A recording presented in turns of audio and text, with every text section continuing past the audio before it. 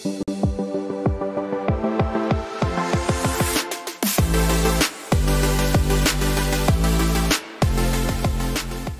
साहब, सवाल मेरा वहीं से शुरू होता है जहां से हमारा राब्ता टूटा था कि इमरान खान का दुश्मन कौन है इस वक्त। तो हमें पहले हम सोचते थे कि हुकूमत दुश्मन है, उसने जेल में रखा है।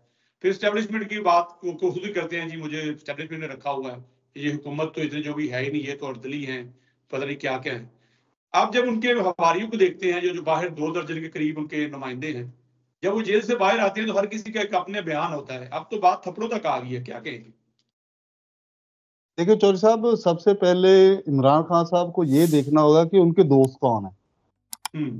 जब तक आपको दोस्त और दुश्मन की पहचान ना हो, आप उस वक्त तक कोई तफरीक नहीं कर सकते। हाँ सर, पहले कैसे बात, देख सकते हैं बसरा साहब? वो अंदर बैठे हुए हैं, उनको तो आप जो बात आप जाएंगे तो वो आपकी बात सुन लेंगे।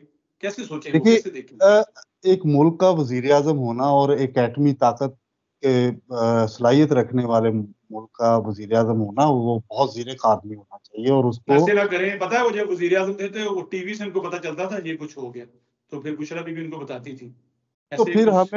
फिर हमें खान साहब की जो जहानत है उस पर मातम करना चाहिए कि उन्हें आज तक नहीं पता चला। लेकिन जो ज़ाहरी असबाब है जिसके अंदर आप उनकी टीम ले लें, तो इस वक्त मुझे ये कहने में दो राय नहीं होगी कि जिस जमात के अंदर भी धड़ेबंदियां हो जाती हैं, वो जमात कभी भी अपने मंजिल मकसूद पर नहीं होती।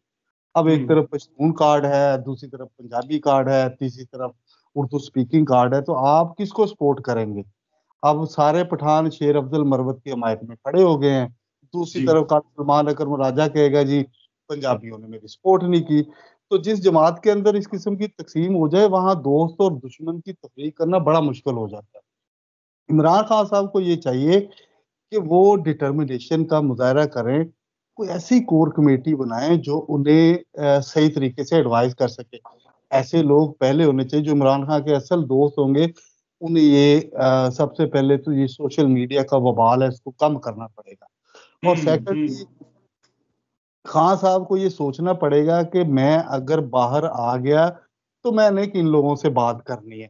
लिहाजा ये नहीं हो सकता कि एक तरफ आप हाथ मिलाएं और दूसरा आप थप्पड़ जो है ना मुंह पे मारने को तैयार रहें।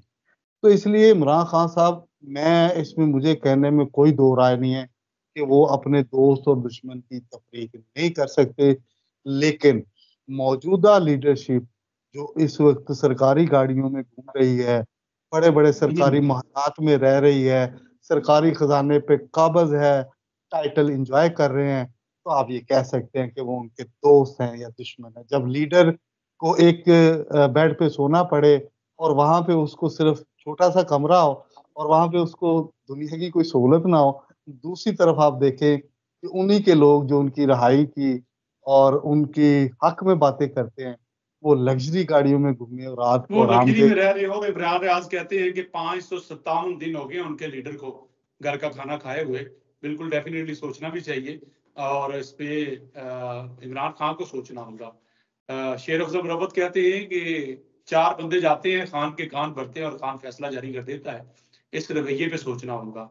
नीम बसरा साहब ने बड़ी अहम बातें की हैं, हुकूमत के हवाले से भी और पाकिस्तान तहरीक इंसाफ के हवाले से। मेरा ये मानना है कि जहां बेहतरीन हुकूमत की जरूरत है किसी भी ममलकत को, वहां एक बेहतरीन अपोजिशन का होना भी जरूरी है। ये लाजम नहीं कि हुकूमत ही एक साइड पे और वही नजर आए और अपोजिशन कहीं नजर ना आए। बेहतरीन हुकूमतों के लिए, बेहतरीन मुआशरे के लिए इक़्तिदार और इक़्तिदार के बिलमुकाबल अपोजिशन का होना जरूरी है। इमरान खान को अपने रवैये के हवाले से गौर करना होगा अगर पार्टी आगे बढ़नी है। जो उनको छुड़वाने वाले हैं, बसरा साहब के कहने के मुताबिक वो स्टेटस एंजॉय कर रहे हैं, वो माहौल एंजॉय कर रहे हैं, मौजे मार रहे हैं। और शायद जो बात बहुत पहले से हम कहते आए हैं कि वो नहीं चाहते कि खान साहब जल्द से जल्द बाहर आए ताकि वो अपना स्टेटस एंजॉय करते रहें, क्योंकि वो बाहर आएंगे तो फिर उनके शायद उस तरीके से कान नहीं भरे जा सकेंगे जो कि अंदर भरे जा रहे हैं। आज के लिए इतना ही। बसरा साहब बहुत शुक्रिया, आपने वक्त दिया, हमें इजाजत दीजिए और अपना फीडबैक जरूर दीजिए।